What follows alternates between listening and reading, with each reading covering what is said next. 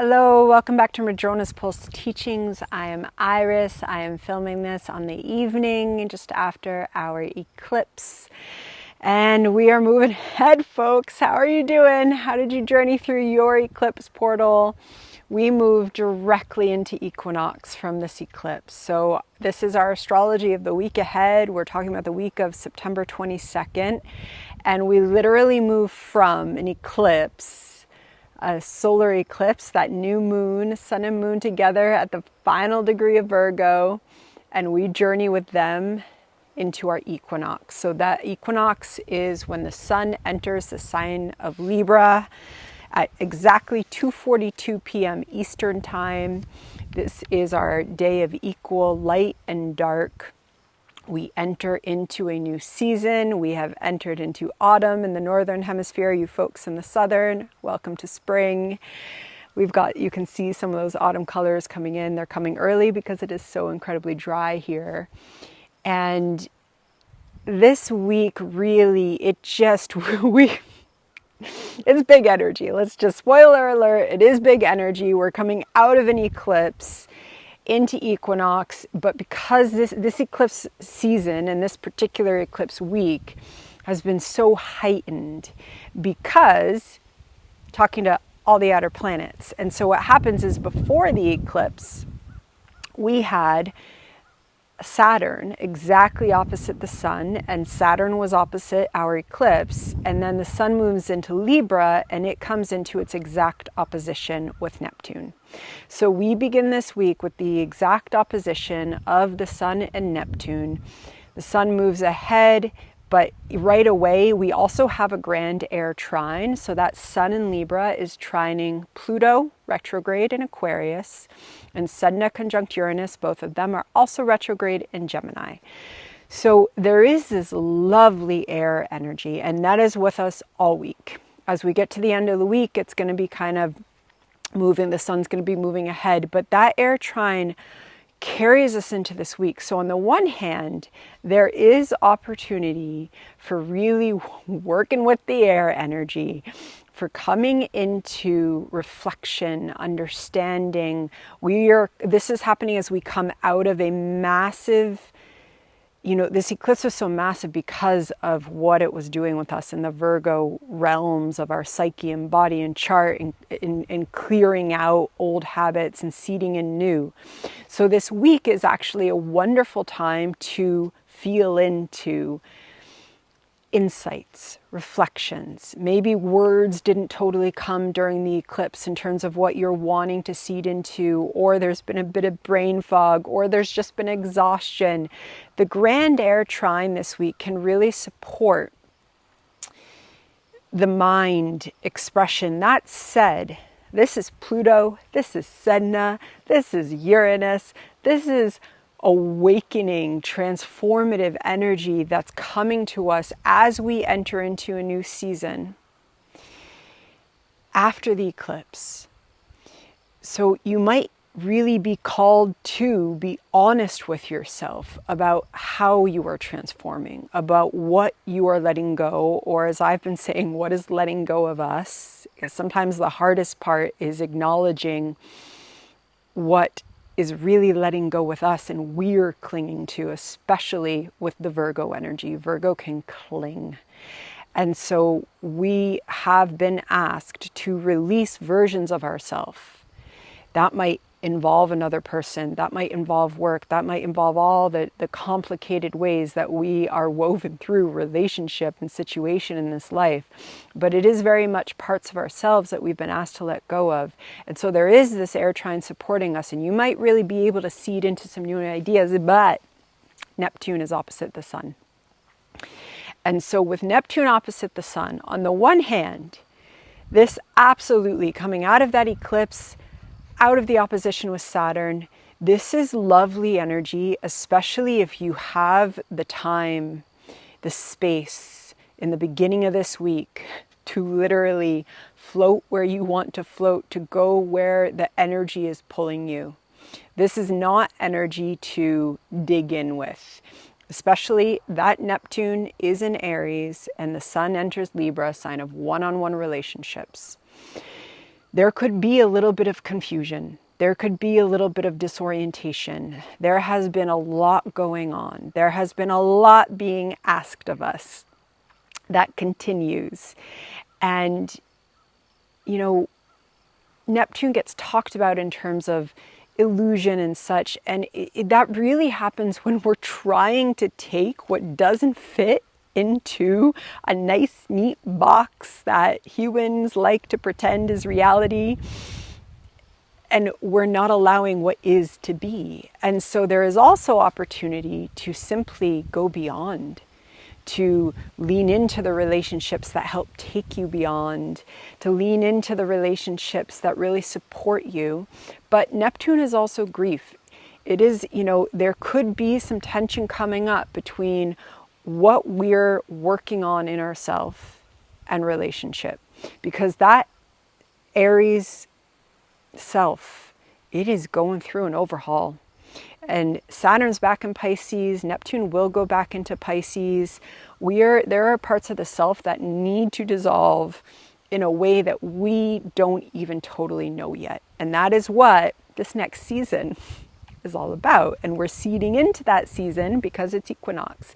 I really like to work with the equinox chart, any chart, when we come into a new season, as some of the seeding potential for what we're moving through in the next 3 months. And there's another big piece this week, which is that Mars moves into Scorpio. And this is significant on a couple of layers, because firstly, Mars moves into Scorpio and it comes into a square with Pluto, and it comes into an inconjunct with Neptune and that Uranus and Sedna. So we have got all the outer planets talking to our sun, talking to our Mars. That is very, very personal. So even though with the sun we've got those trines, it is still deeply transformative energy. There is intensity. We are breaking through versions of reality, of ourself. There may be old desires coming forth that now want to manifest in your life in a new way. There may be whole new opportunities opening up. There may be new dreams opening up. And so it is a lot. And that Mars is square Pluto. And Mars square Pluto, and that's a Pluto retrograde, and it's a Mars in Scorpio. This is deep. There is something this week as we come out of this eclipse that is about your depths of self, needing to be honest with yourself about what is authentic to you. What is the life worth living? Because there is so much BS that is wrapped up in spiritual rhetoric that's really just capitalism, getting a pretty bow on it with sparkly spiritual things. There is so much. And the Mars square Pluto says no.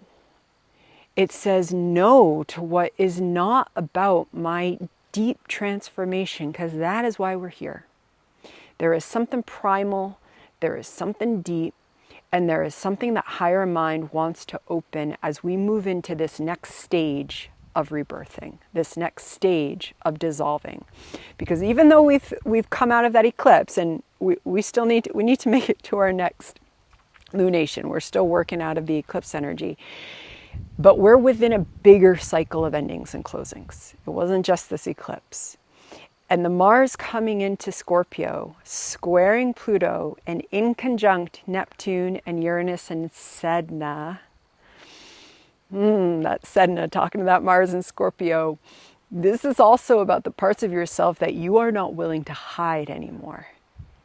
My spiritual woo-woo folks out there who have been taught that they're supposed to hide their woo-woo. It's just part of being. And the BS is the systems and the ways of life and the definitions of success and everything that strips us of what we really come here for. Of being with the deep intimacy with life. And Mars in Scorpio is about the deep intimacy with life.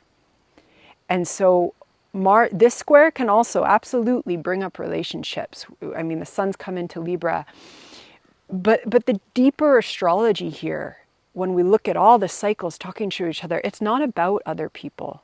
It's not about what someone else is triggered by or dealing with or how it's triggering us. It is about us and what we need to get really honest about with ourselves.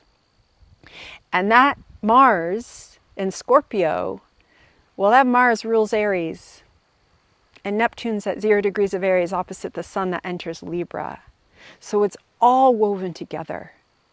And something about opening to what is the spiritual path, coming into yourself, coming into your relationships, coming into your life.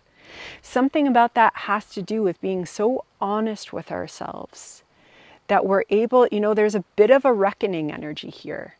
Coming out of the eclipse with Mars, talking to Pluto, Mars entering Scorpio, all the layers weaving their weave with us.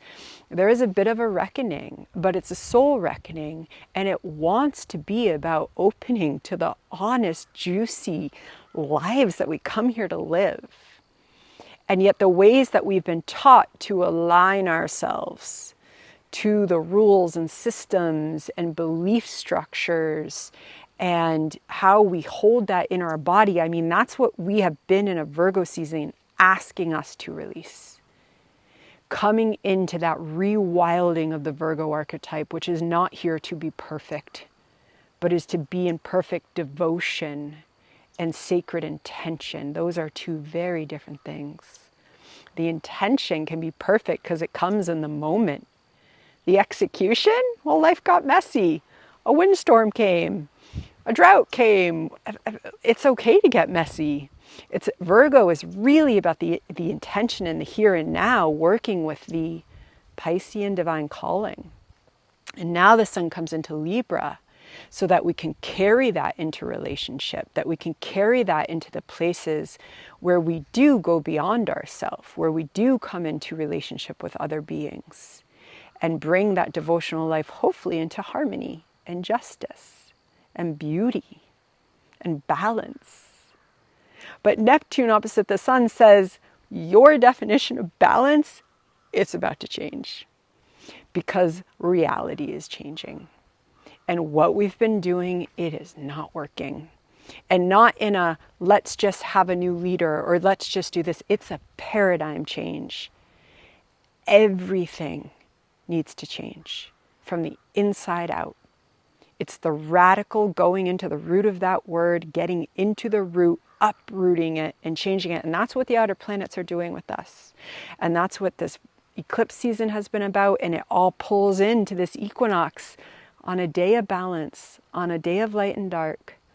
There is some intensity with that Mars square Pluto, that Mars in Scorpio, but the intensity is here to help us find a true balance, a truer balance.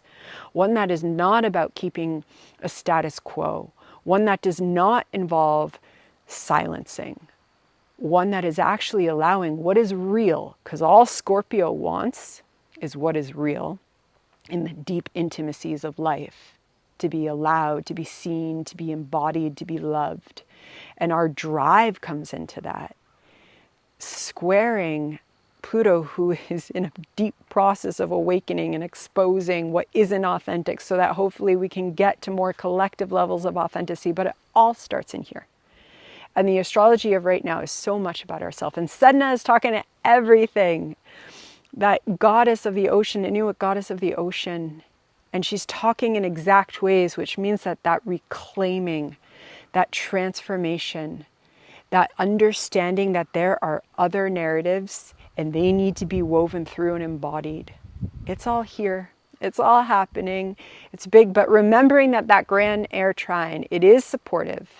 It is here to flow in ideas. Wonderful to journal, to go to therapy, to have coffee with your friend. That air energy is going to support it, to write, to make art, communicate, go into the mediums that call to you, music, whatever it is. Work with the energy in mediums of communication. It's so wonderful to do that this week. And we are journeying through it. So equinox blessings, eclipse blessings, sending some Bea Fundi love out to you, and I'll see you soon.